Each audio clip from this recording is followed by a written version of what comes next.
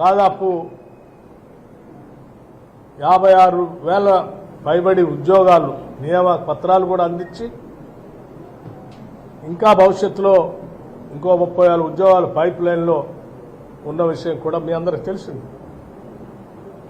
అవి కాకుండా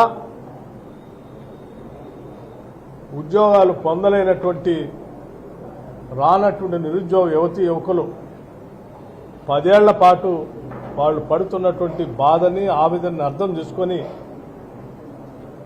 రాష్ట్ర చరిత్రలోనే కాదు దేశ చరిత్రలో కూడా మొట్టమొదటిసారి 9,000 కోట్ల రూపాయలతో రాజీవ్ యువ వికాసం అని ఒక కొత్త స్కీమ్ని ప్రకటించడమే కాదు, దాన్ని పూర్తి స్థాయిలో అమలు చేసే ప్రక్రియలో భాగంగా ప్రకటించిన నాటి నుంచి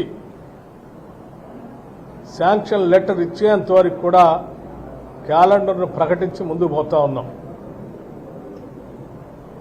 దానికి అనుగుణంగానే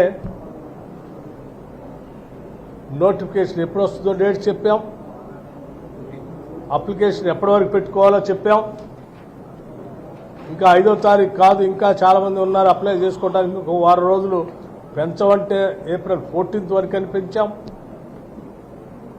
వాటన్నిటినీ స్క్రూటినీ చేసి మండల్ లెవెల్లో ఎప్పటివరకు కంప్లీట్ కావాలో చెప్పాం, జిల్లా స్థాయి వరకు స్క్రూటినీ ఎప్పటివరకు కావాలో చెప్పాం. అంతిమంగా స్క్రీన్ చేసి సెలెక్ట్ చేసినటువంటి లబ్ధిదారులకి June 2 శాంక్షన్ పత్రాలు కూడా ఇస్తామని ప్రకటించాం. ప్రకటించినట్టుగానే తూచా తప్పకుండా అమలు చేయబోతున్నాం. June 2వ తారీఖు నాడు ప్రతి శాసనసభ నియోజకవర్గంలో మండలాల వారీగా శాంక్షన్ లెటర్లు ఇస్తూ 9వ తారీఖు లోపల అన్ని మండలాల్లో శాంక్షన్ లెటర్స్ అందించే కార్యక్రమం కూడా అయిపోతుంది. శాంక్షన్ లెటర్లు ఇచ్చిన తర్వాత వారు ఎంచుకున్నటువంటి స్వయం ఉపాధి పథకానికి సంబంధించినటువంటి స్కీమ్కి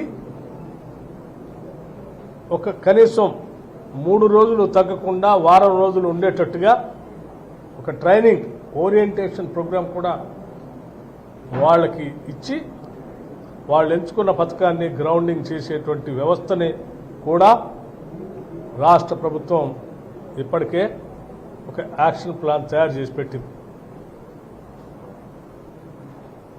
అందుకే రాష్ట్రంలో ఉన్నటువంటి యువత అంతా కూడా మొట్టమొదటిసారి కోరి కొట్లాడి తెచ్చుకున్నటువంటి ఎన్నో ఆశలతో తెచ్చుకున్న ఈ తెలంగాణ రాష్ట్రంలో మన స్వయం ఉపాధి కోసం వచ్చినటువంటి రాజీవ్ యువ వికాసాన్ని మీ కాళ్లపైన నిలబట్టడానికి స్వయం ఉపాధితో బ్రతకటానికి చక్కగా సద్వినియోగం చేసుకోవాల్సిందిగా విజ్ఞప్తి చేస్తున్నాం.